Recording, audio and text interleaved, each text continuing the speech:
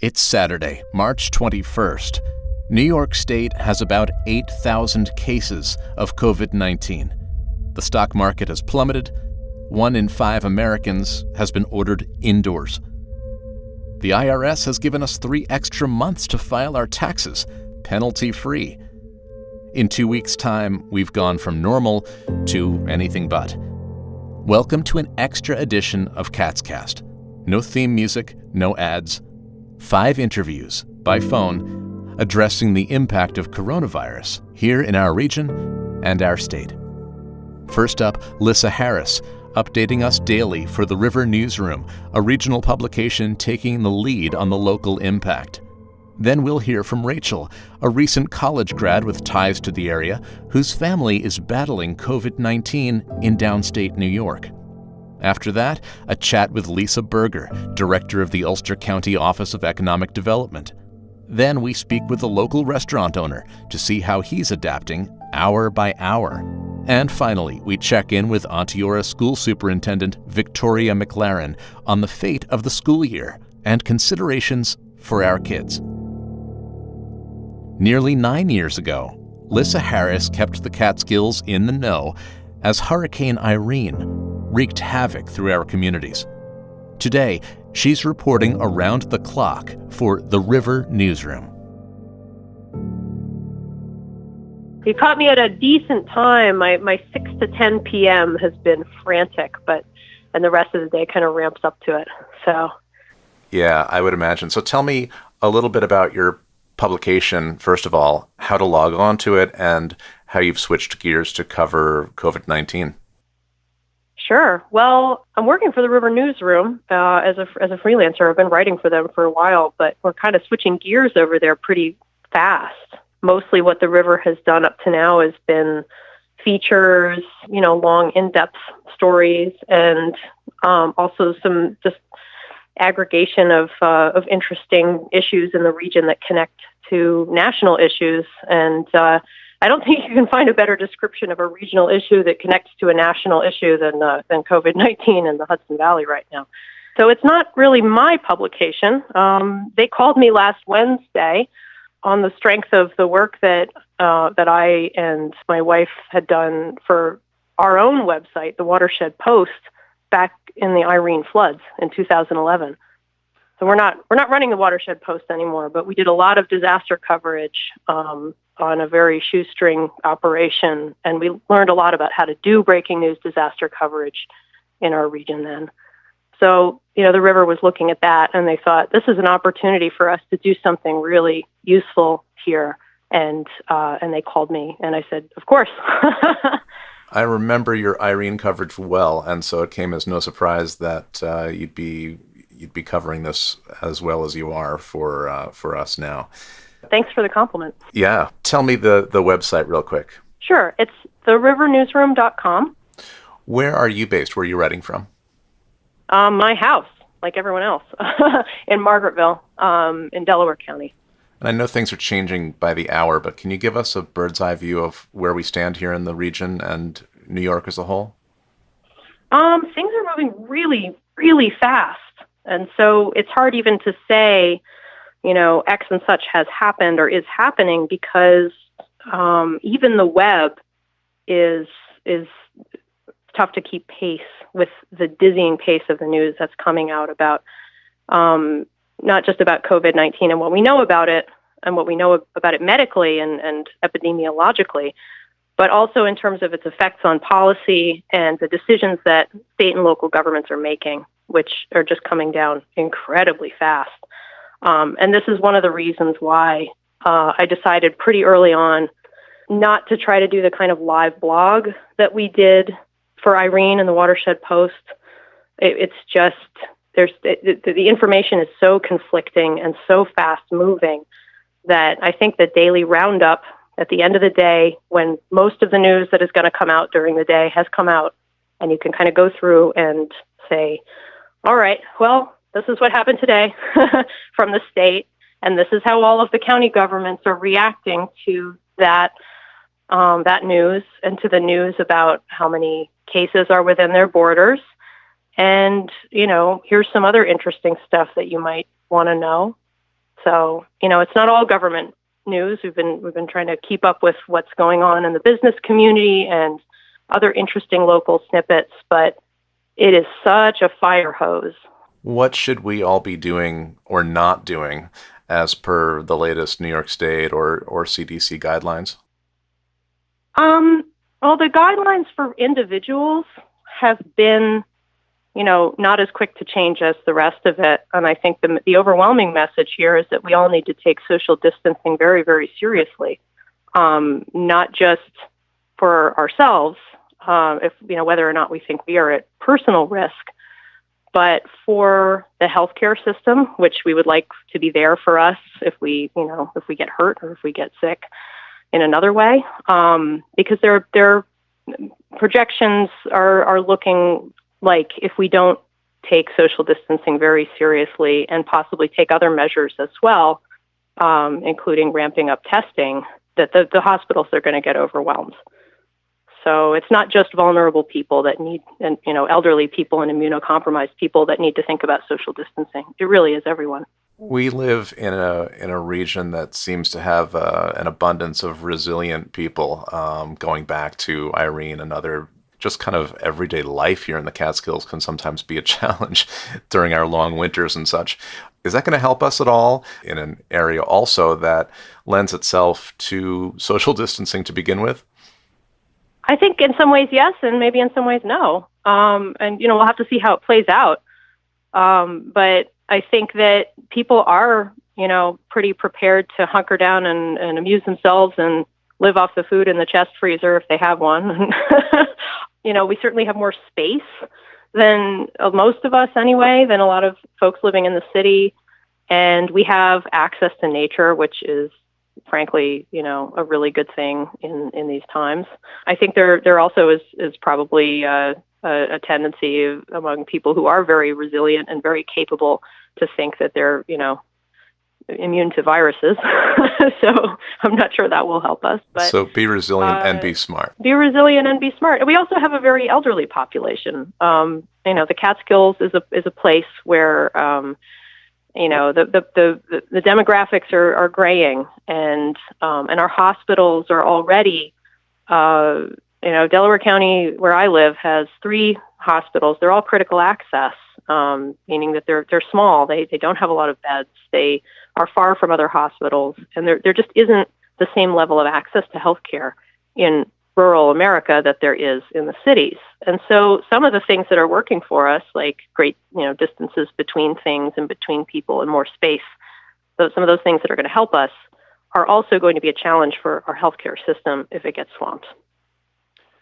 Tell us one more time where to go for the information that you guys are providing so well, and what time of day is best to check in for new material. Sure. There are actually a couple places where people can go because we are also collaborating with local radio stations and kind of behind the scenes with a lot of local reporters. And so you can go to therivernewsroom.com. You can also go to the Other Hudson Valley's website, and that is run by a collaborator, Roger Hannigan-Gilson, who is helping us put out these updates. He is putting out the same ones on his site. WGXC, the radio station out of Greene County, has begun to broadcast them over the air at, I believe now they're doing it at midnight, 5 a.m., 7 a.m., and 9 a.m. And also there is a Spanish language radio station out of Kingston that is translating them into Spanish and making them available on their site. That's La Voz at Radio Kingston. We tend to put them out around between 9 and 10 p.m., sometimes a little after 10 p.m. They go up on the River Newsroom. And so you can check in late at night or early in the morning to get the freshest news. Great. Well, good luck. Thanks for everything you're doing. Stay healthy. And one of these days, you and I may even have a chance to meet in person. I will gladly, Venmo you a beer, and we can, hoist it on Zoom sometime when this is all quieted down. Great. The new paradigm. Yes. Thanks a lot, Lissa. All right. Thank you. Take care. Bye-bye. Cheers. Bye. We go now to downstate New York, where Rachel, name changed and voice altered, is experiencing COVID-19 firsthand. So I chose to do this interview anonymously because the people in my house that are affected by this virus that have it have already contacted people that they possibly were in contact with before they started exhibiting symptoms. Since my mother actually got in contact with her boss about being confirmed with COVID-19, there's been an email sent to the workers of her workplace saying that someone has been confirmed there. And she's actually already seeing that the folks around the area in our community are posting online, basically trying to figure out who it is that has the virus. It kind of feels like a witch hunt right now. That's basically the reason why. So there's a stigma attached with being diagnosed with COVID-19 at this point, which I'm sure will change very soon. Yes, 100%. It feels as if we are the virus and not that we have the virus. It's just when people are scared, fear does things to you, so you never know how people are really going to react. So it's a little bit concerning. Can you tell me who in your family was diagnosed and what their approximate ages are? Technically, there is only one confirmed case, and it's my mom. And she fell ill about a week ago. She started exhibiting these symptoms. She woke up with a fever, called into work, did not go in. And the very next day, I woke up with a fever, also did not go to work.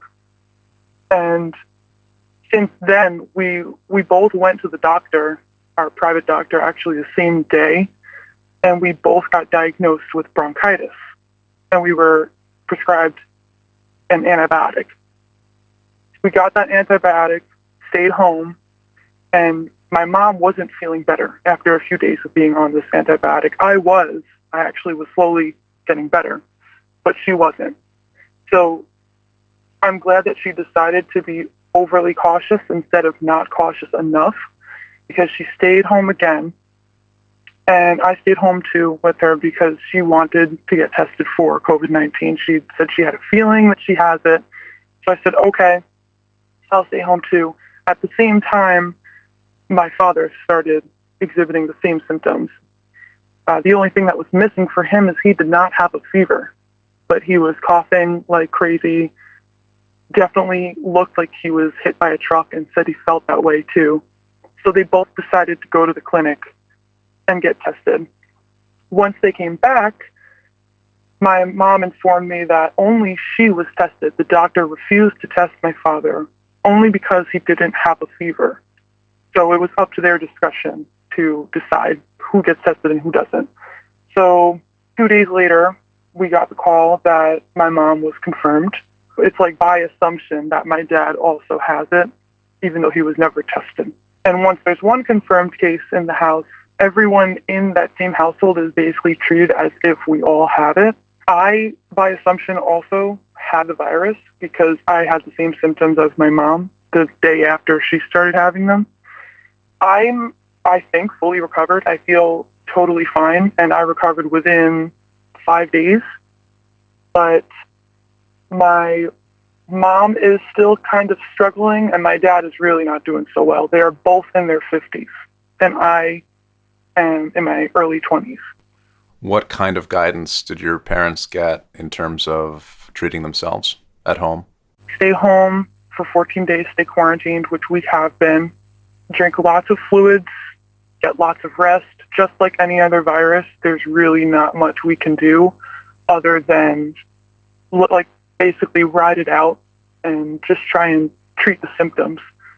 We've been taking Tylenol, extra strength. That's been helping with fever, body aches.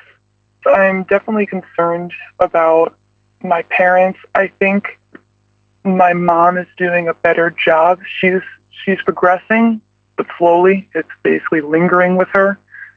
My dad is who I'm definitely more worried about. He's got a much worse cough than her. His body aches were a lot more intense. And I don't see my parents sick very often, but it's definitely beating them up a lot more than it did for me. Even though my dad is not doing so well, I don't think we're going to have to go to the hospital. I hope not. But if that is the case, it is what it is. I'm just trying to help them feel better. I've basically taken on the role of a nurse myself at my house. Right now, the precautions that we're taking as a family are social distancing within the house. We're trying to stay as far away from each other as possible.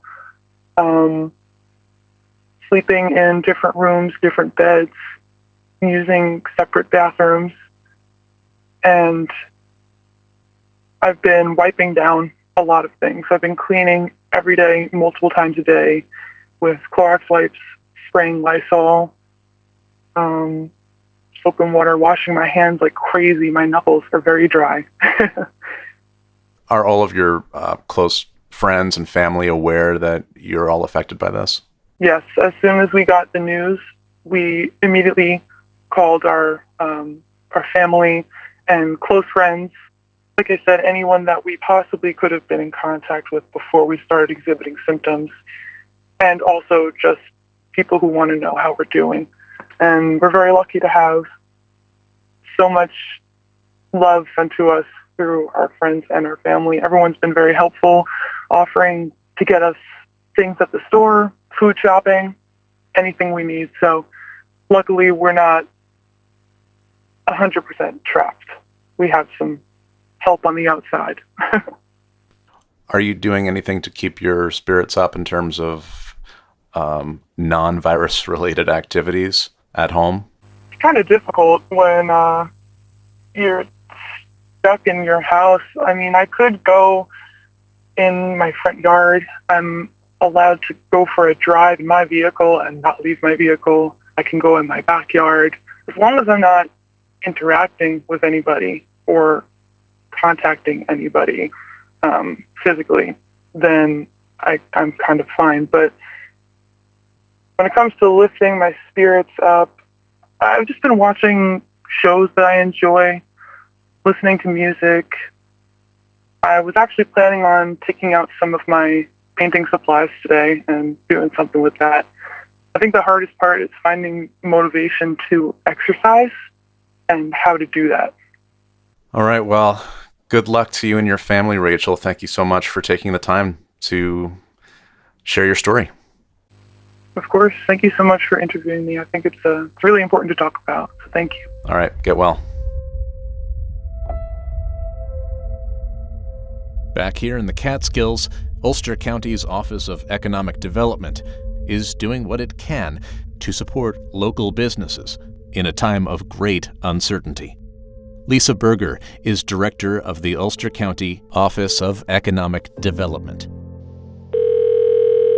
Hi, this is Lisa Berger. Hi, Lisa. Brett Barry. How are you? I'm good. How are you? Good, thanks. Just tell me quickly, what does the Ulster County Office of Economic Development do in normal times, and how has that changed with the COVID-19 pandemic? So, interestingly, one of our biggest missions here at the Office of Economic Development is to retain and to expand our own local businesses and the business community at large. So we are very much engaged in county-wide expansion and retention of businesses.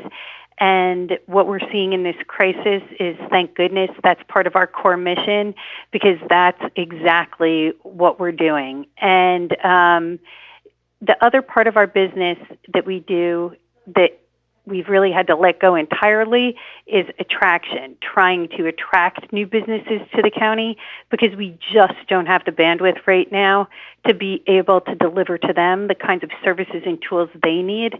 And also, businesses wherever they are right now are just scrambling and struggling to stay alive.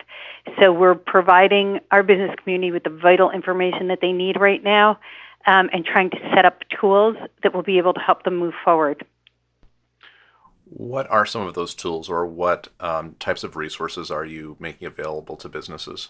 So one thing that happened yesterday that we are so very grateful to Congressman Delgado for, and we're grateful to the efforts of our own county executive, Pat Ryan. They were tireless advocates to the Small Business Administration federally to get New York State, the entire state, a disaster declaration that we needed in order to have our small businesses eligible for disaster loans that are 0%. So that works almost like a line of credit. They can use those loans to pay their workers, to pay their rent, to pay their mortgages, to buy supplies. It's a zero interest line of credit. And I know that businesses are strapped right now, but it can be a lifeline for them as we move through this next phase. So that's one tool that we're thrilled that we managed to get. Now, we are working right now around the clock to identify manufacturers here in Ulster County whose lines can be repurposed to manufacture vital supplies that the state needs right now. This may be a way to keep people in those businesses working, and depending on demand, we might be able to put to work some of the people in our service industries who have really taken this hit hard. We are working on making sure that we communicate clearly with our business community all the new rules and regulations as they come down, and we're helping businesses that want a waiver from that 100% requirement that goes into effect on Sunday night. We're helping those businesses that have a legitimate reason to stay open but may not fall directly in one of the identified categories. We're helping them to process appeals so that they can stay open. Everyone thinks that their business is essential, right? But there are lines. So helping us navigate, what really is allowed to go on as usual. Yeah, and some of it falls into a gray area. I mean, I just can give you a quick example. One of our local hotels has a number of utility workers who are from outside the area who have long-term contracts who are staying with them. Also, a local nursing home needed to provide child care for their workers whose kids are now out of school. So that nursing home took room in this ballroom, and there are going to be a limited number of kids there starting Monday. And hotels don't fall into the exception. And here they are providing vital services, though, right? So that's an example of the kind of waiver we're looking for. What are the best ways for businesses to get in touch with your resources, and if they had a question, to be able to contact your office? Absolutely. So the county's COVID-19 website is probably the best place for them to go for all of our information and for other information that may be useful to people right this second. And so they can go to ulstercountynewyork.gov, coronavirus COVID-19 information. That's the name of the webpage. And they'll be able to find all of the information that I just spoke about, as well as the form they need if they'd like to request a waiver for their business. There are some businesses that would like to stay open, and we understand that.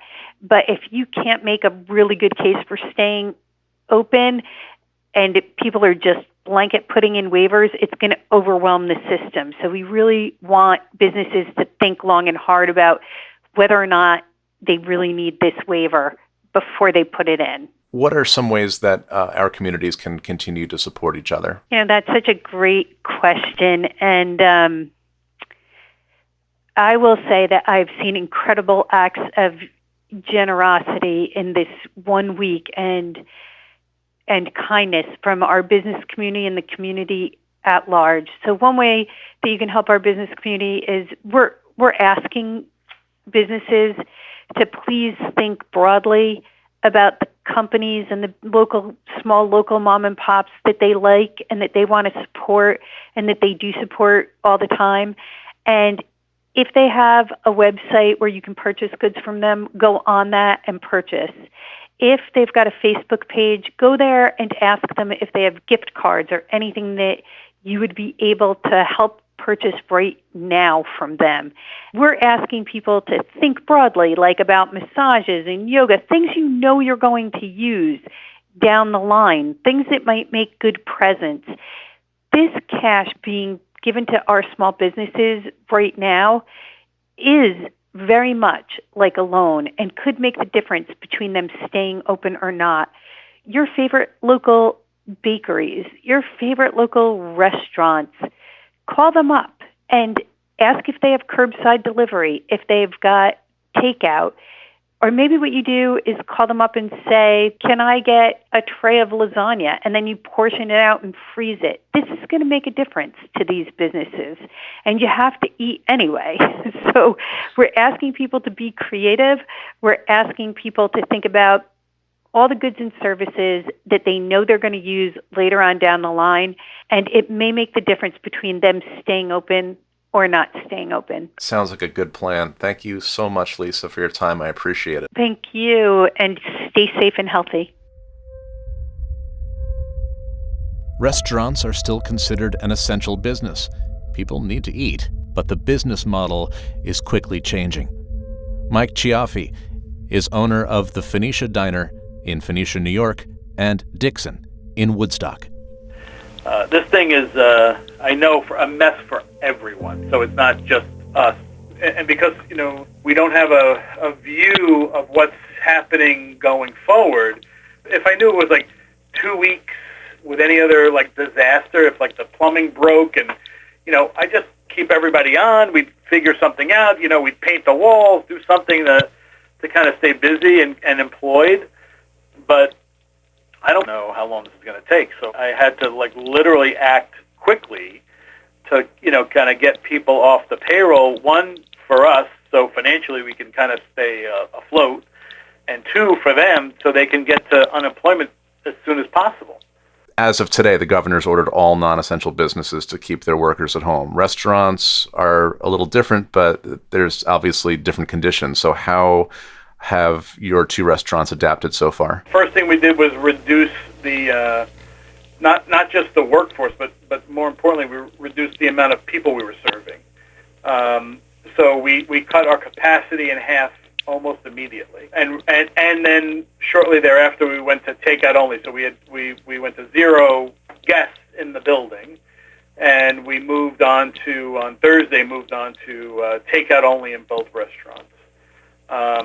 And that entails, kind of changing the menu around because we can't serve the full menu. One, two is we have to, we had to reduce staff, so we had to reduce the menu down, so it was, manageable by, 2 or 3 people rather than the 12 that we normally have.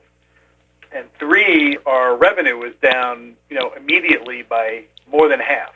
So none of it really makes financial sense at the moment. We're going to keep going, but we're doing it at a loss because we just want to keep the doors open. We want to keep feeding people who need it and who want to, but we're doing it very cautiously. So online ordering, we set up in both places immediately.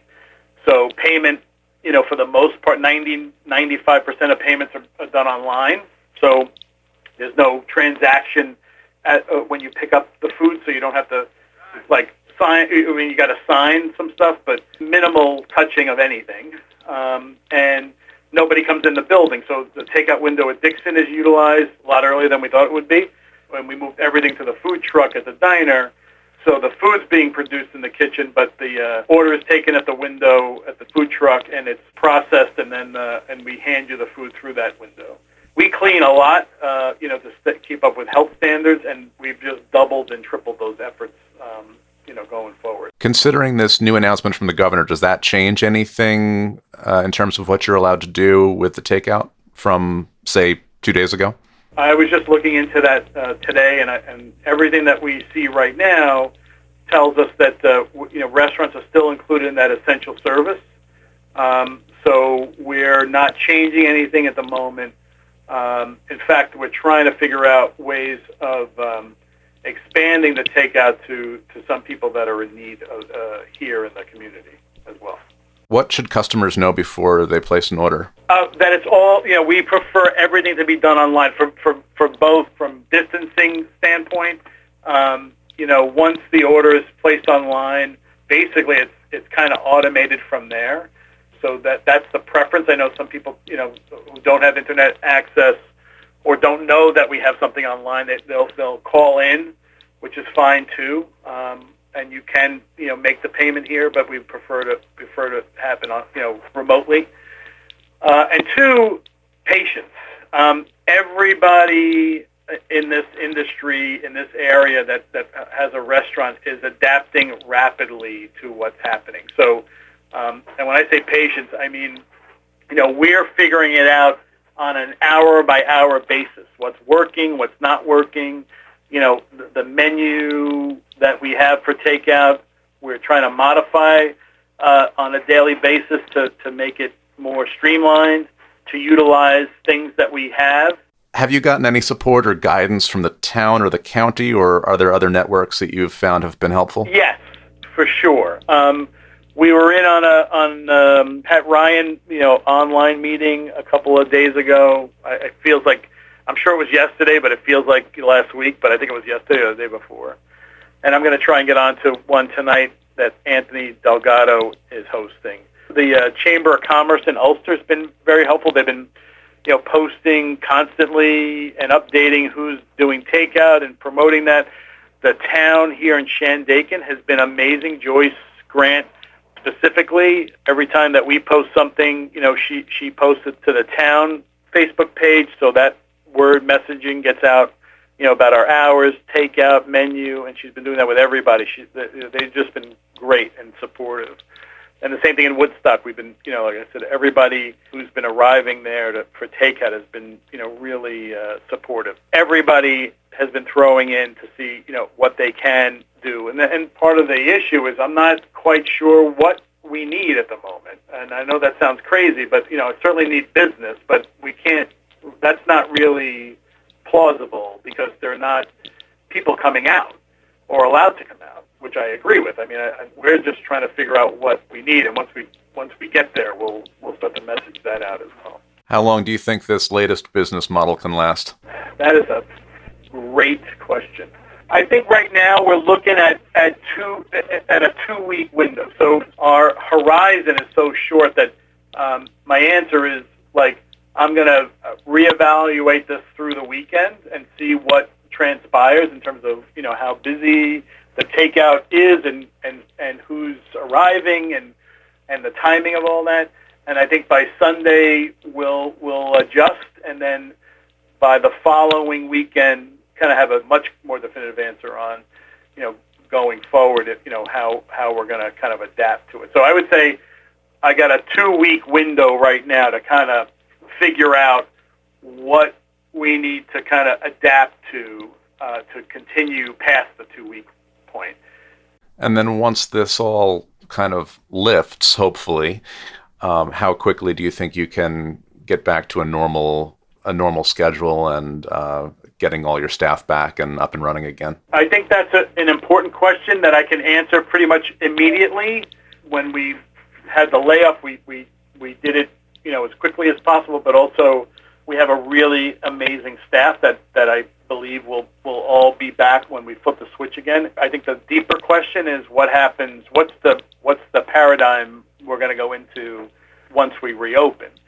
So, and that has to do with guest reaction and what it looks like on the other side of this in terms of, people gathering in places like restaurants.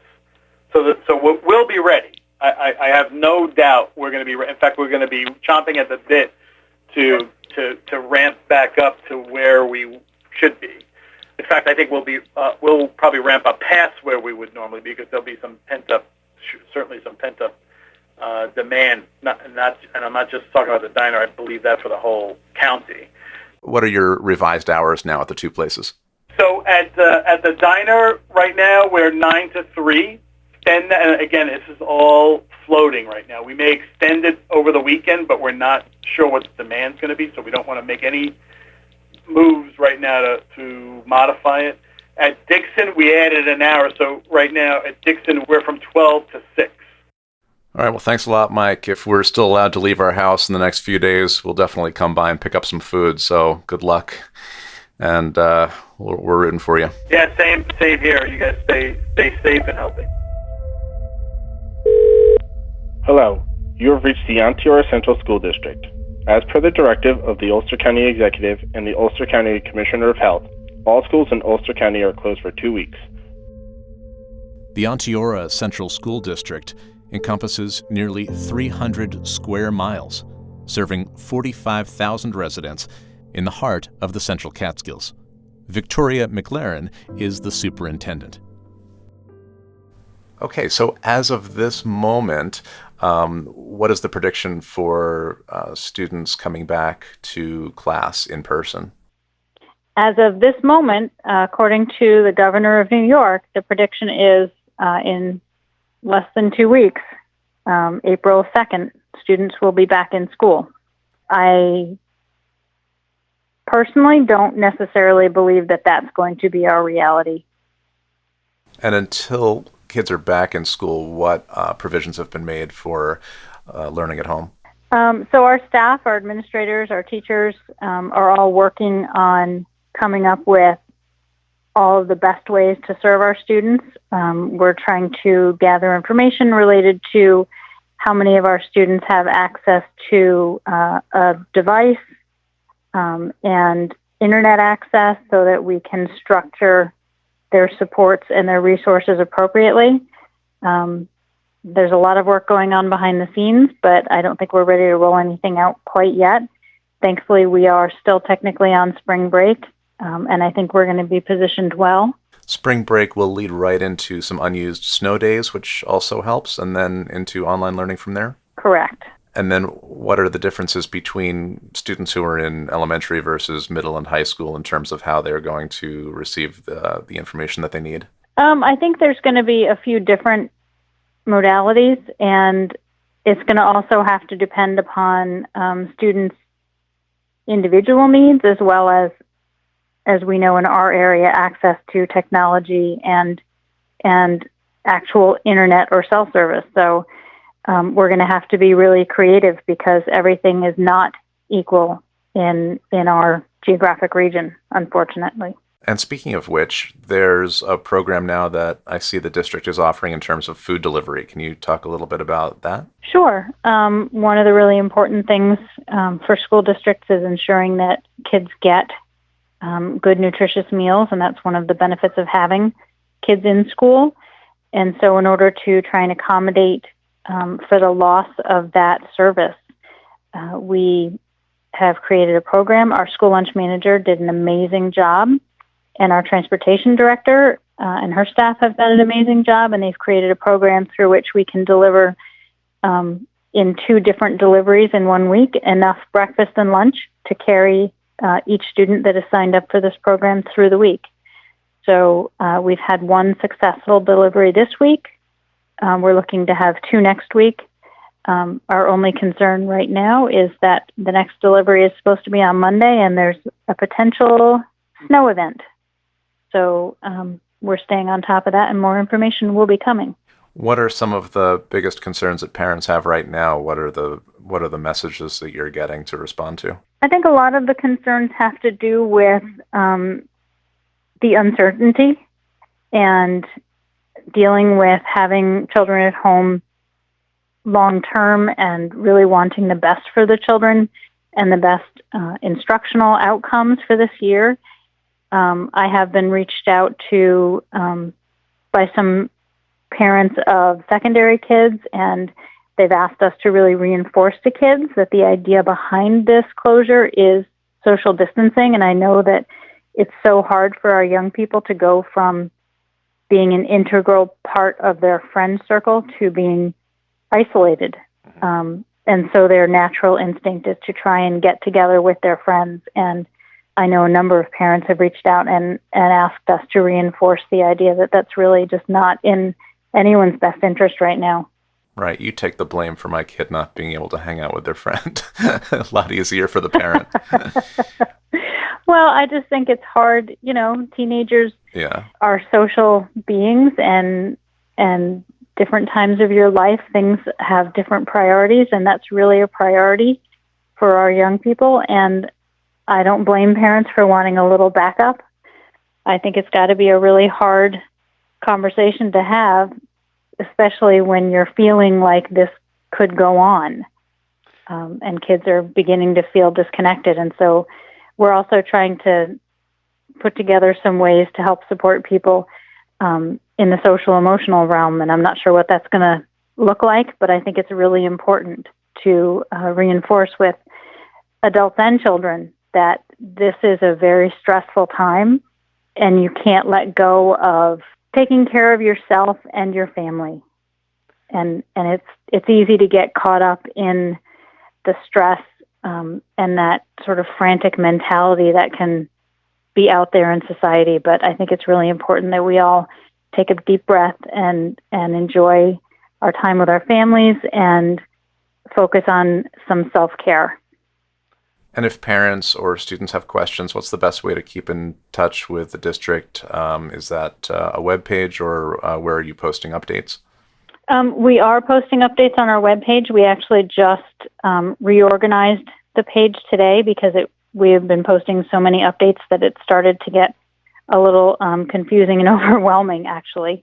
But we have the webpage, and if people have specific questions, they can reach out to their building principal. And we do keep trying to put updates out on Facebook and on the webpage so that there are different places where people can go to look. We've also kind of carved out a section of our page, the page that's related to this school closure. We carved out a section, and we have information there about other community resources that are available, like food pantries. Ulster County has a county-wide food delivery program that they're setting up. And we actually are putting a Facebook post out today to let people know that that's there and to ask if anyone has other community resources that would be good for everyone to know, to send them to us, and we will put them there as well. And can you give us that address? ontiora.k12.ny.us. All right. Victoria McLaren, thank you so much. I appreciate it, and stay healthy. Thank you so much. You as well. Okay. Talk to you soon. All right. Bye. Bye-bye. This has been a special edition of Catscast, produced at Silver Hollow Audio. Stay healthy, everyone, and we'll see you next time.